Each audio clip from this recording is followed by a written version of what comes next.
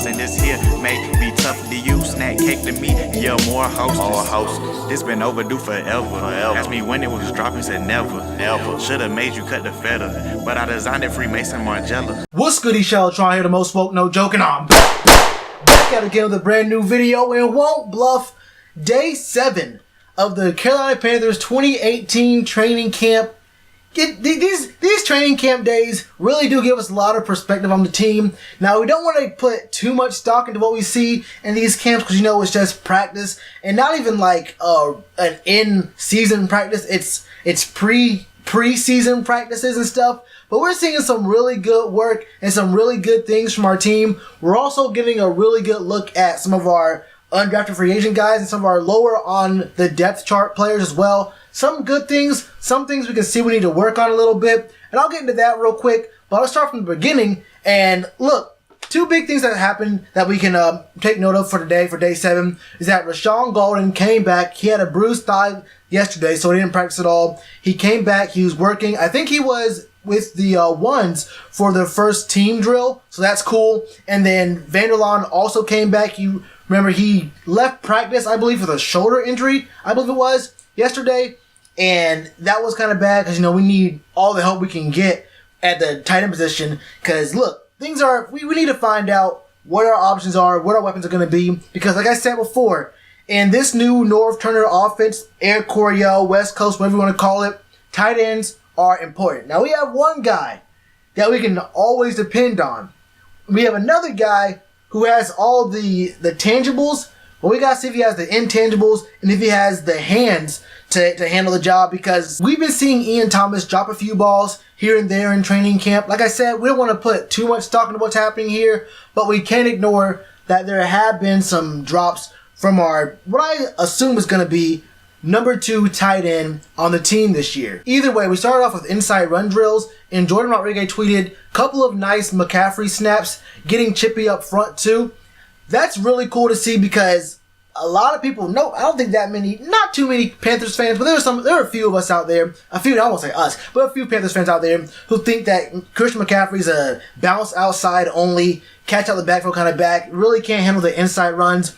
I mean, we really have the inside run game working pretty well, I think, with our committee of running backs and people who can run, which includes Cam Newton, maybe even a little bit of Curtis Samuel, maybe Damiere Byrd. You never know. But I think with McCaffrey getting a little bit bigger, beefing up a little bit, and showing he can actually run, and with some good offensive line work this year, we can really do a few really good things with the inside run. But she also mentioned it was getting a little chippy up front, and in her next tweet, she was talking about how Ron Rivera was screaming at the O-line, talking about jumping off sides and whatnot. He said that Brian Cox Jr. jumped early on the interior, and Coach Rivera stopped the drill, got in his face, was like, look, this is the ball. You can't do that. And in a tweet from Max Henson, he talks about how after getting chewed out for jumping offside in a 9-on-7 drill, Vernon Butler comes through with some good effort, sprinting to the ball on a swing pass to Christian McCaffrey.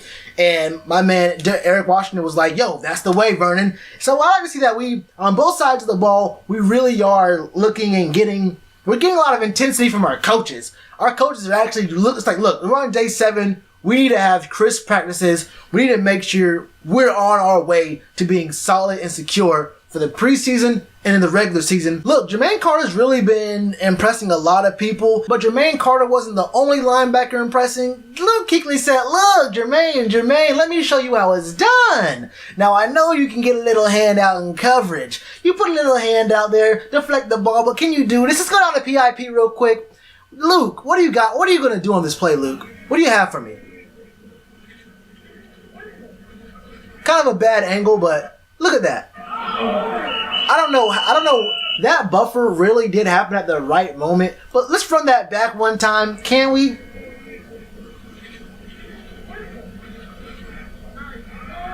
Look at that. Luke Kuechly almost comes through on a one-handed interception.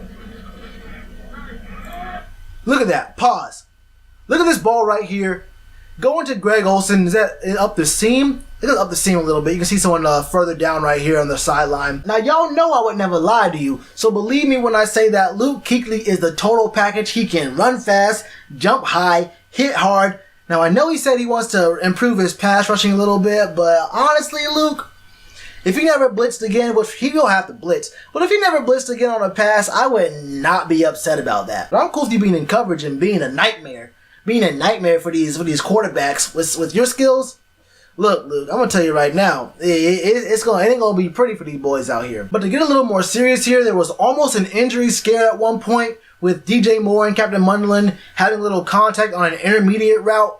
DJ Moore was a little bit slow to get up. I think he took a play or two off. Then he was right back into it. I try to be realistic, but at the same time optimistic. We can't handle another player going down. And keeping it with receivers, we also saw some really good work from Damiere Byrd working against Doss on a comeback route. And with the speed of Damiere Byrd, that deep route is always a threat. So you're always on your heels a little bit like, is he going to go deep on me? Is him stopping actually on a comeback? Or is he going to do a stop and go on me? A stick and nod on me? Who knows what it's going to be?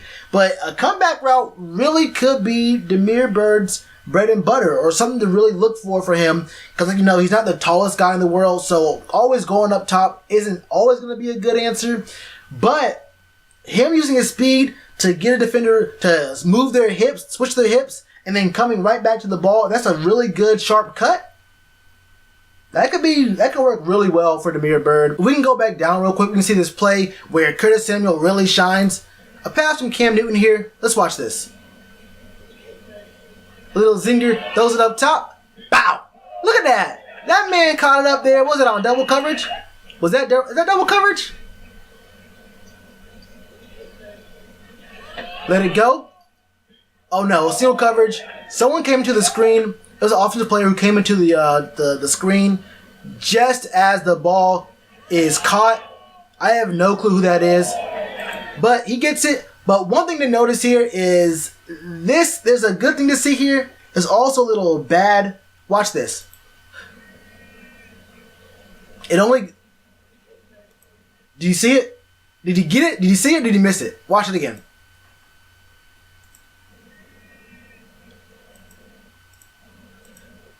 Brendan Mahone, right here, I believe, completely loses his blocker, his assignment. And we have Christian McCaffrey blocking, who I can only assume is this Mario Addison. I'm not really sure who this is right here, but he loses his block, and you can see if this is a real live drill, he gets sacked. Now watch two things here. Look at the way that this D lineman engages with Christian McCaffrey. He just taps him underneath his pads at the very bottom of his pads and runs through. If he went high or actually used any kind of force there, that's not a good matchup for Christian McCaffrey to be blocking on. That's just not his type of play there. He can bump, but we're not going to depend on Christian McCaffrey to be blocking for Cam consistently against D linemen. Taps him, and he's already there. He runs past Cam with the ball still in Cam's hand. He can probably smack at his arm or something if it's a real live play. That's not going to be a good look. Watch it one more time here. Right there, he just touches him. That's not a good showing from my man, Brendan Mahone. So we have to see better out of our undrafted free agent there. And just one last thing to wrap it up. Norv Turner joked about seeing or reading something where Coach Rivera says he wants to get Christian McCaffrey 20 to 25 touches a game. But Coach Rivera talks about how whoever gets touches is going to be about matchups, in-game adjustments, and always seeing what's going to work, what's not going to work versus different teams, different personnel. So you may see Christian McCaffrey get a bunch of touches one game. You may see TJ Anderson do some things. You may see a lot of trick plays versus one team whose players or the linebackers really don't react well or have a really bad first step toward or away from the line of scrimmage. We may look at tendencies from certain players and say, you know what? If we run a bootleg here, sometimes maybe their linebacker gets their eyes stuck in the backfield, or if we run an RPO, their outside linebacker on the left doesn't really react well to seeing a tight end leave and go on an out route or something like that. We may see how different plays, different things work for us, and obviously if different plays work better, then personnel works differently. You might need more time in the pocket, so we might have a blocking running back in the backfield. Maybe we play a team that uses their safety to cover running backs who run routes, and if that safety isn't as good as Christian McCaffrey, then we might use Christian there. But I guess there are so many scenarios here that the coaching staff is going to have to look at what's going to be working on a week-by-week basis, team by team, and look at the temperature of our squad and see who's working well and what's working well for us, and go off that. We don't really know exactly what the specifics are going to be, but I think we're going to have a general idea of what our depth chart is going to be looking like pretty soon. Either way, man, what do y'all think? Are you guys excited for this season? What do you think? Who are your sleepers? Who do you want to see more coverage on? I mean, I have no control of that, but if I see news on them, I can talk about them more often. What do you want to know, man? Let me know in the comments below. And you already know to do with that like button. Cheers to you, appreciate the chance. Being told y'all I been the man. Being told y'all I had the gift. Tell a friend to tell a friend. Real ones gonna recommend. Count this as another win.